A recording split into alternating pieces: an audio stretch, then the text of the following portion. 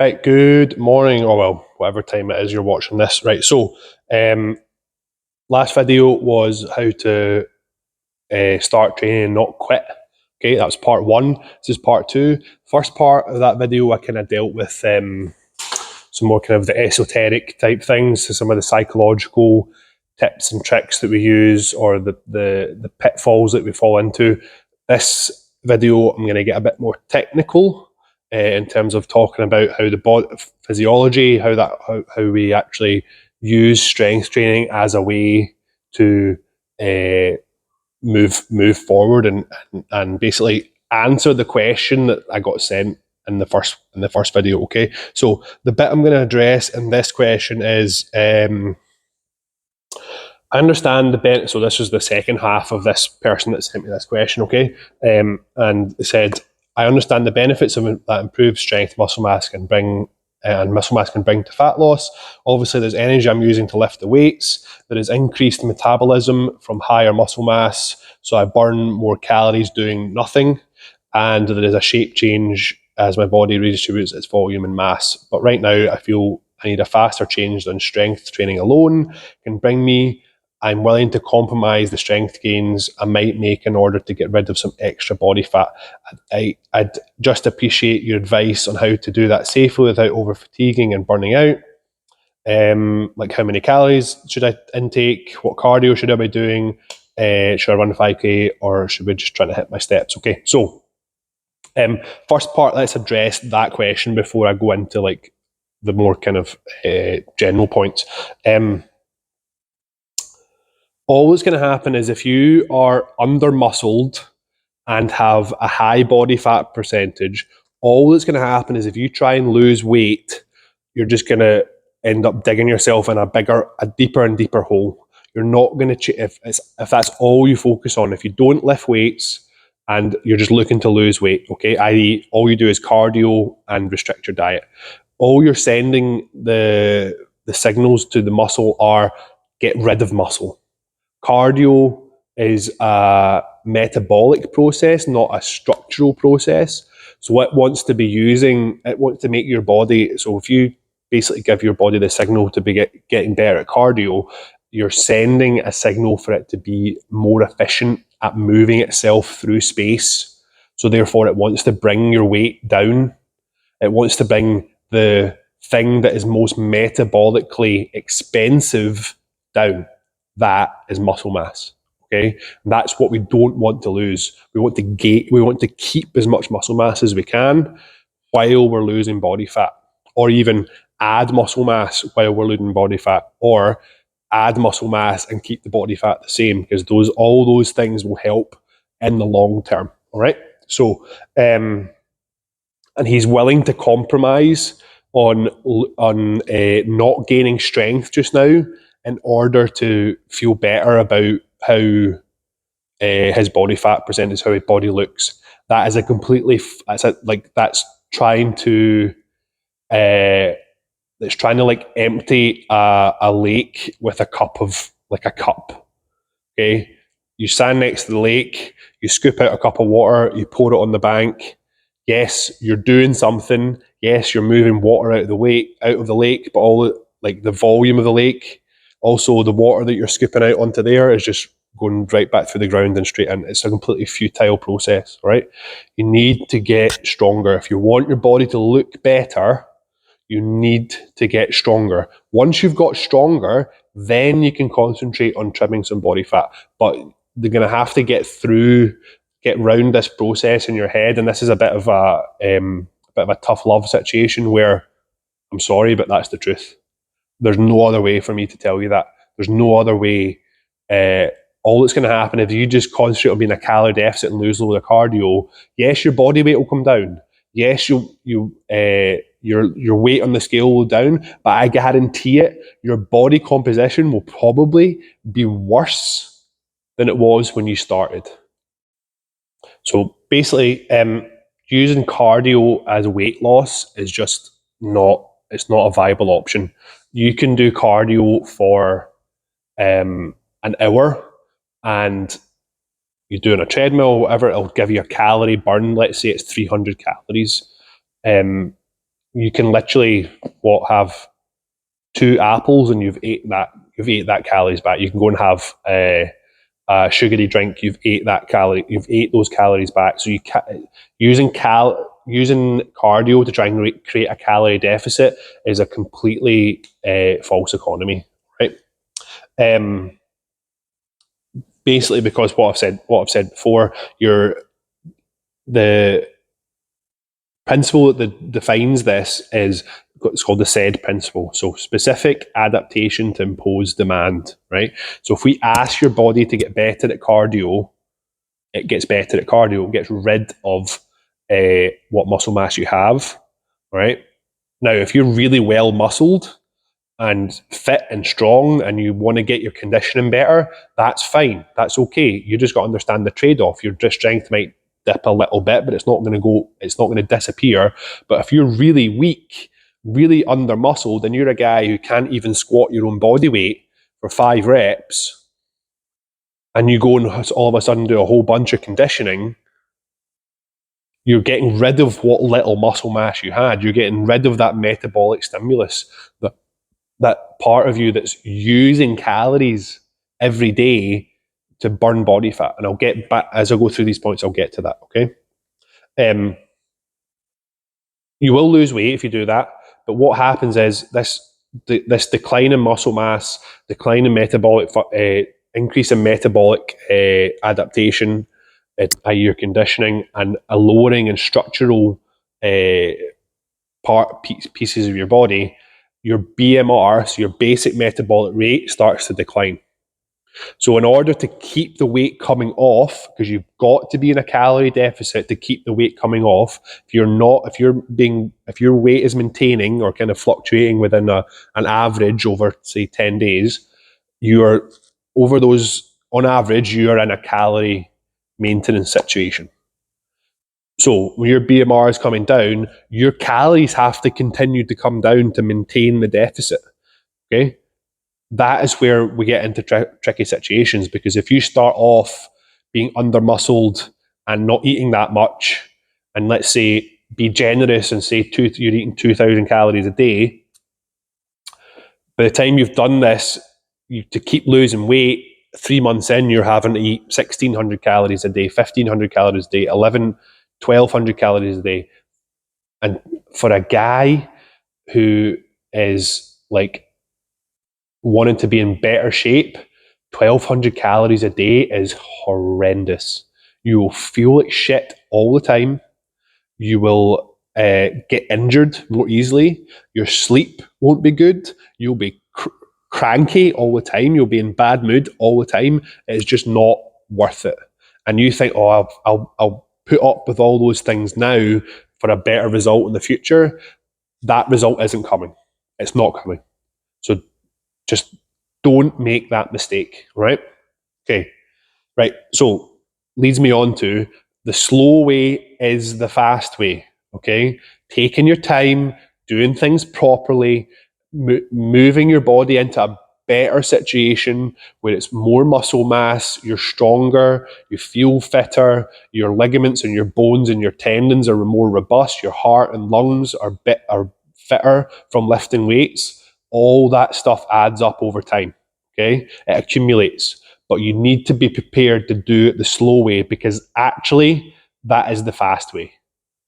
All that's going to happen if you do it by cardio, you're just going to yo-yo. There's going to be no change. You're going to be the same in 5 years as you are now. There's going to be no change. You want to be different in 5 years than you are now. And I know from the person that asked this question, this whole kind of these videos are based around, I know they want to be different. I know it because I speak to them. Okay, right? So slow way is the fast way, right? So starvation and a large calorie deficit will work. You will lose weight, but at some point you will break. Okay, treadmills are called the hamster wheels for a reason. The level of activity and reduction in calories is simply unsustainable. So that gets back to the point of the BMR reducing and your calories have to keep reducing. All right. You may reach your goal weight, whatever you've decided that is. That's a completely arbitrary number and means nothing. All right. But what about after that? What about happen? What, right? Oh, I've reached X weight. What? Okay. Like, what are you doing now? Is that you done? Have you completed fitness? Have you you've completed your goal, but you're now in a worse situation than you were when you started? Okay. And what that creates is a cycle of boom and bust. Okay, that yo-yo. And then 5 years later, you're the same, right?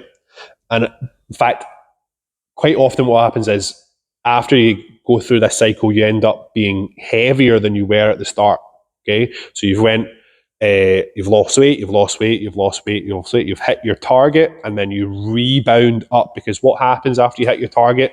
You binge, you eat, you go back to the hunger signals are so strong in your body that you're like being stretched back, and you just ping back the other way, and you go into a super high calorie surplus, or certainly much higher. You might even be eating similar to what you were eating before, but now that's a calorie surplus. Your body's been starved for 3 months, and now it preferentially adds fat, especially if you're not lifting weights. This is all different if you're lifting weights. Okay, and now you're older. You probably have less muscle mass, and you probably have more body fat. So now you're in a worse situation. Okay, at that point, I would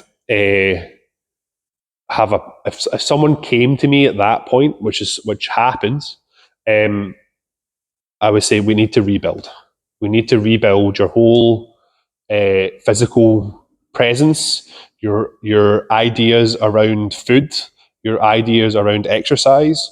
This all needs to be rebuilt from the ground up. Everything you've done up to this point has pretty much been wrong in terms of moving towards the goal that you want. All right.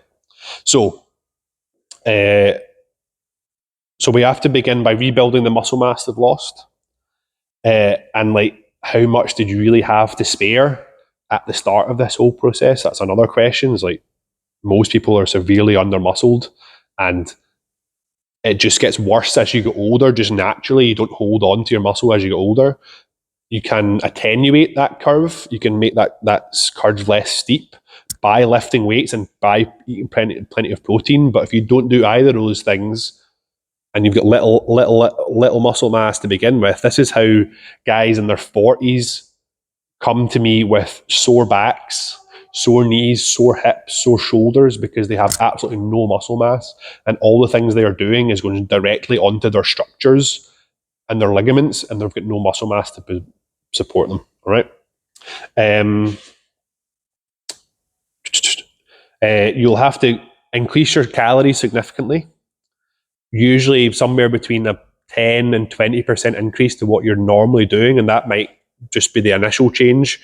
I wouldn't get people to do any more than that in one kind of bite, shall we say.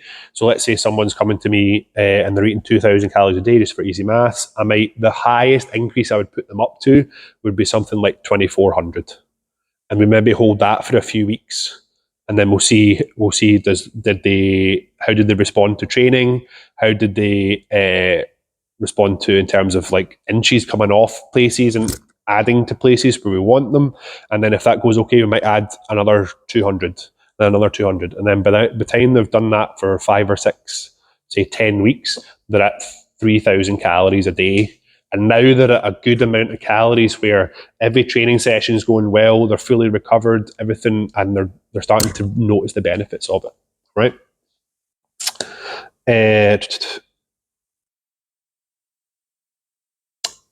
And just remember that this extra food, okay? So there's the calories that you eat. Anything excess gets stored as body fat, okay? If there's excess, just stuff that isn't being used to repair muscle, repair ligaments, repair tendons, repair organs, grow hair, energy for you moving around, all that stuff gets stored as fat. Now, the thing with strength training is for most people, it's such a new and novel stimulus. It's requiring a lot of resources to recover from, especially if you've been doing it for a couple of months and you start to get heavy. things start to get heavy, it requires resources to recover from. So my point was, if I look at my notes, that the muscle you're putting on is like a sponge for carbohydrates. It stores carbohydrates, okay? So don't worry about eating extra calories. It's going towards recovery in terms of the adaptation of adding more muscle mass and adding thicker ligaments and adding thicker tendons, all the processes that are involved with that. And then also replenishing the carbohydrate stores inside your muscle, okay? Because carbohydrate is stored in your muscle from workout to workout, okay? And then the next thing we need to look at is changing the composition. So that's step 3, step 4, or part 4 would be to start to changing the composition of your body, right? A good target for most males will be somewhere between 18 and 22% body fat. There may be people that just walk around naturally leaner than that. That's totally fine, and they can add strength. And those people are the people who are explosive, who are very strong naturally, who are like the athletes. You know what I mean? Those are the people who just have the genetic gift of these things. And 22 to 26% for a healthy female. Okay. At this type of composition, okay, you won't be so lean or so overweight that you run into. So overweight things would be like you putting too much stress on your joints, possibly like pre-diabetes or even full-blown diabetes, extra stress on your heart. So that's the other side, the low side. So for like females, if you're really too lean, you're going to start to like lose your menstruation cycle, which is not healthy at all. You're going to be low in energy. Losing muscle mass. Okay, if you're too lean, you'll be losing muscle mass, and that's about all I can think of just now. But those ranges are where you want to try and aim for them. If you end up a little bit, like I'm a little bit on the fluffier side, just naturally, I like my food. That's totally fine. I'm certainly not any more than 22% body fat, and that's totally fine. Okay, but neither am I absolutely ripped. Okay.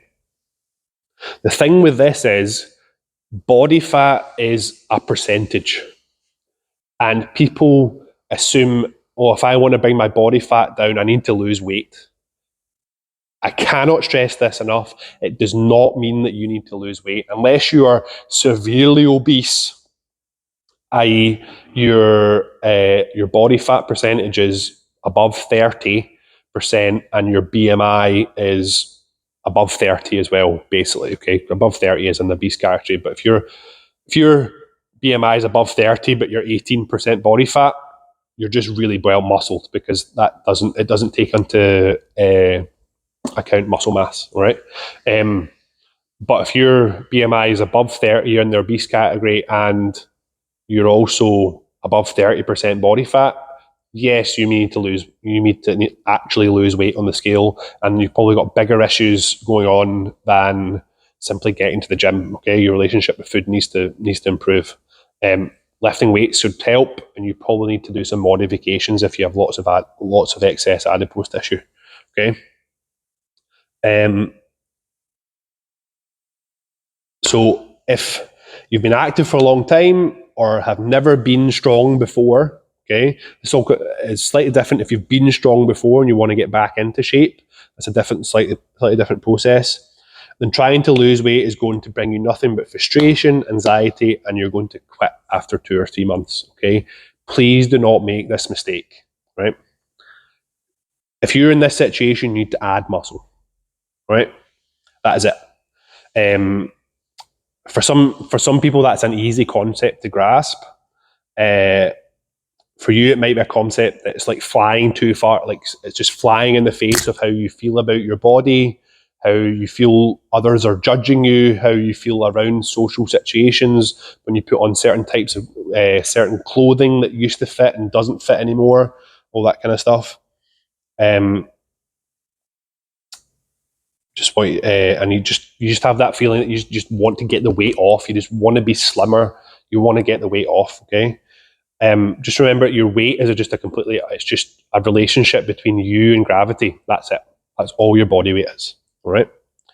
So think of it this way. Okay. You need calories to build muscle. You currently have a high body fat percentage, which means you have a surplus of calories stored as body fat on your body.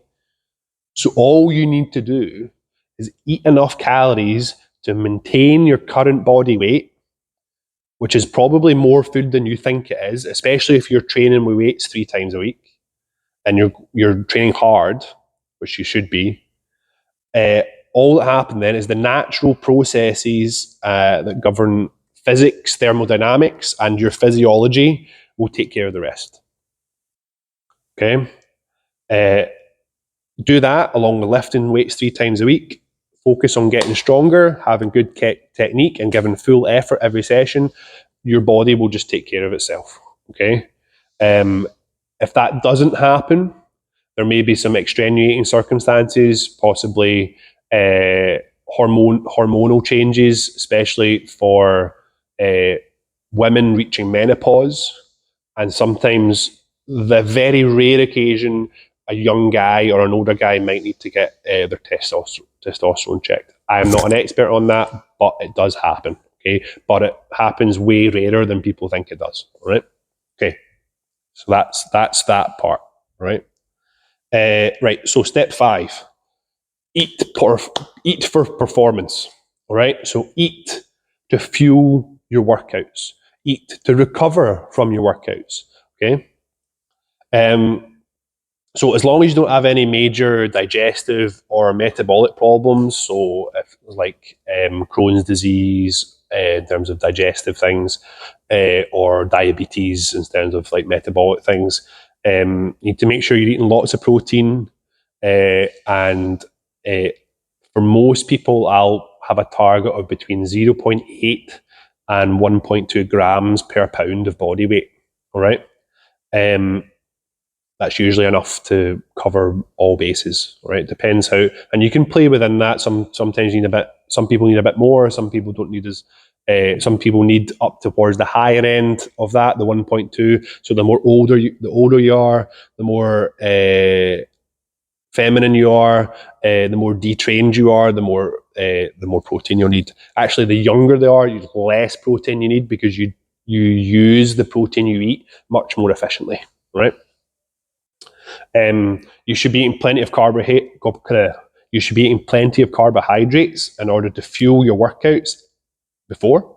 So eat carbs before your workouts, and then replenish your carbohydrates after your workouts. Okay, so when you move your muscles and use your muscles to exert force, they use what's called your anaerobic energy system, or sometimes called your glycolytic energy system, that burns, like oxidizes carbohydrates to give you ATP that's used as energy. Okay, and then that cycle is put around. That's a wee bit of a technical thing, but you just have to remember carbs, right? Now the ranges on these can be a bit more. A bit wider because it depends if you have a physical job or not. If you have a very physical job where you're expending lots of calories all the time, you get adapted to that somewhat, but you still need to be having enough carbohydrates to fuel your workouts after you've done a day's work. All right, so that might be all the way down from somebody who's got a very sedentary job. That might be somewhere down to like 1.2 grams per pound. Of somebody who's got a really active job, maybe even double that, 2.4 grams per pound of body weight. So for a 200-pound man who has a sedentary job, that would be 240 grams of carbs a day. That's probably a bit on the high end. He maybe doesn't need as much as that. Certainly probably could eat that much on the days that he's training, maybe a little bit less on the days that he's not training. But let's say you're a manual labourer or a landscape gardener or someone who's got a very physical job, you might need 450 grams of carbohydrates a day to make sure you have enough energy to do your job and then also do your workouts as well. All right. And yeah, again, the same rule apply. You might not need as much as that on the days you're not doing workout, but your calorific needs are going to be much higher, right? And then your dietary fats should make up the rest of your calories, right? For guys, that ends up usually being somewhere between 900 and 100 grams of fats a day. And for women, it ends up between somewhere between 60 and 70. But you can play around with that as you go. I would certainly not recommend going any lower than that, as dietary fats are absolutely essential in pretty much every process that goes in your body, for everything from skin, hair, nails, absorbing vitamins as well, your digestive processes, all these things. Dietary fats are very, very important in, right? Hormones, sleep. If you're not having enough fat, then those things will get flown off as well. Okay. Just had a thought while I'm recording this, something I'm not written down, is it's all very well me telling you what macros to hit. So that's your macronutrients, that's your protein, your fats, and your carbohydrates. Okay. It's all very well me telling you what to hit on those if you don't know what foods to eat. So the general rules on food for me to my clients are whole foods. So no pre-pack, or trying to keep this to 80 to 90% of what you're eating. It's okay to have some processed foods every now and again. Sometimes there's no other choice, all right? But whole foods, home cooked meals as best you can. So meal prep with lean sources of protein. So lean animal sources of protein. So that could be eggs, fish, chicken, beef, pork, lamb, whatever you want, whatever suits you, and the way that you can cook them as well to your taste. And then carbohydrates is like rice, pasta, bread. Like home cooked bread is really good, really good. A lot of people see bread as like this thing that should be avoided at all costs. Yes, if you're buying highly processed with like emulsifiers and sweeteners and softening agents, all that stuff. But if you can just get like a sourdough loaf that's been baked in the shop and it's just flour, water, and yeast, which I think that's the 3 ingredients in bread. Then there's nothing else added to it that's good for you, right? But a lot of people have a fear about bread, so that's my point about bread. So rice, pasta, bread, potatoes, sweet potatoes, your root vegetables, so carrots, parsnips, turnips. Just make sure they're cooked well to avoid any digestive issues. And the same things with like green vegetables, so like spinach, broccoli, cauliflower. Make sure they're all cooked well. Peas, all these things. Make sure your vegetables are cooked well. Make sure you have lean sources of meat, and add fats to so you can add like olive oil, avocado oil, butter. All these stuff are really, really good for you. Okay, so that's just a quick bit on what to eat rather than just your macros. Okay, and then to round everything off, you've got to have patience, right? This is the biggest influence on this whole process, is having patience. And quite frankly, it's a lacking quality in today's society to have the ability to be patient and move towards a goal without really much tangible. There's no immediate gratification in moving toward in the daily process. But if you give it patience and you wait 3 months, you'll notice a big difference. That's about that. If there's been no changes after 3 months, then that's when we need to reassess and we need to make sure that things are moving. the client or you are doing things the right way, a deeper dive into nutrition, a deeper dive into sleep, possibly even like a check of hormones, things like that. If we're really struggling, these are all things that we need to take a deeper dive into. Yeah, so patience. That's the last thing. I know that's not sexy. That's not something that people want to hear. Oh, I want answers now. I want you to fix me now. It's like, well, you've spent however many years being unaware and not thinking about what you're putting in your mouth and how you're moving your body. It cannot be fixed overnight.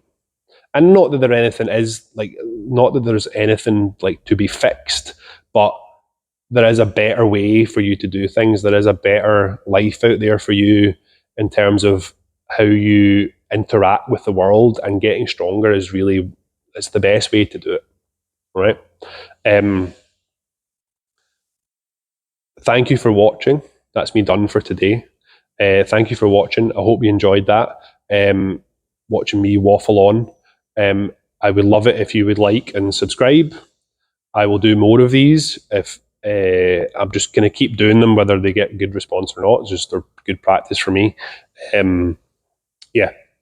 Thank you for watching. Please like and subscribe. I will put the part 1 like here or wherever it goes.